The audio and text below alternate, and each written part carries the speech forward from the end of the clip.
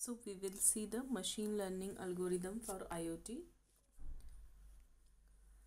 Actually, we have seen that IoT is very widely used, and for that we are using big data also. So there is one more concept, that is small data, smart data as well. So that is nothing but realizing the productivity, efficiency and effectiveness gains by using the semantics to transform raw data into smart data. Means whatever data we are having, that is the small data, we are trying to convert this raw data to the smart data so that we can have a good representative for IoT data. So the more recent definition of this concept is the smart data provides value from harnessing the challenges which are posed by volume, velocity, variety and versatility of big data, and in turn providing the actionable information and improving the decision making. So we can say that smart data is a good representative for IoT data.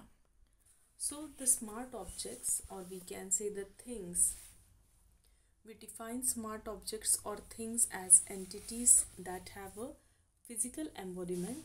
Means they can have the set of associated physical features like size, shape, etc.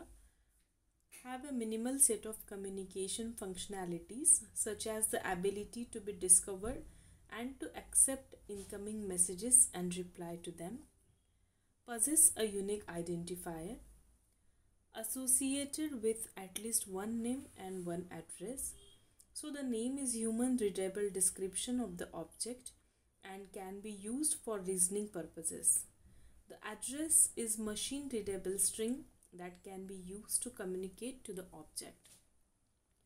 Possess some basic computing capabilities, like this can range from the ability to match an incoming message to a given footprint to the ability of performing complex computations, service discovery, network management tasks, etc. Possess means to sense the physical phenomena like temperature, light, electromagnetic radiation level, or we can say to trigger the actions having an effect on the physical reality. So the technology to enable the rise of IoT, a number of significant technology changes have come together to enable the rise of IoT. These includes the following, that is the cheap sensors. Sensor prices have dropped to an average 6 cents from $1.30 in the past 10 years. Cheap bandwidth. The cost of bandwidth has also declined by the factor of nearly 40 times over the past 10 years. Cheap processing. Processing costs have declined by nearly 60 over the past 10 years, enabling more and more devices to be not just connected but smart enough to know what to do with all the new data. Then the smartphones. Smartphones are now becoming the personal gateway to IoT, serving as a remote control or hub for the connected home, connected car, or health and fitness devices. Ubiquitous wireless coverage. So with Wi-Fi coverage now, ubiquitous wireless connectivity is available for free at a very low cost. Given Wi-Fi utilizes the unlicensed spectrum and thus does not require monthly access fees to a carrier. Big data.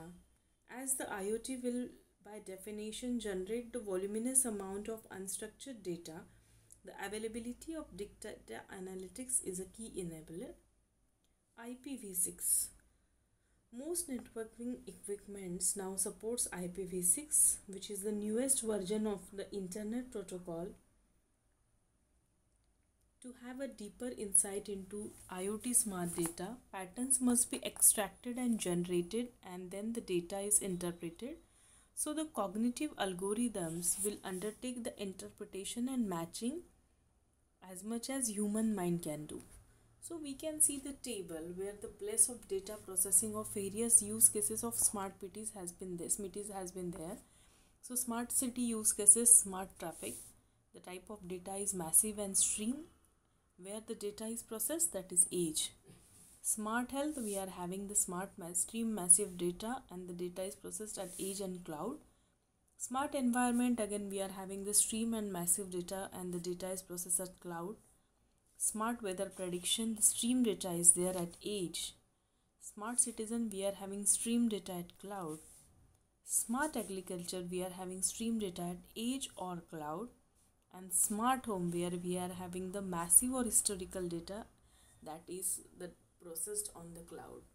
So these are the places of data processing of various use cases of the smart cities. In our next section, we will see the Internet of Things communication protocols. Thank you.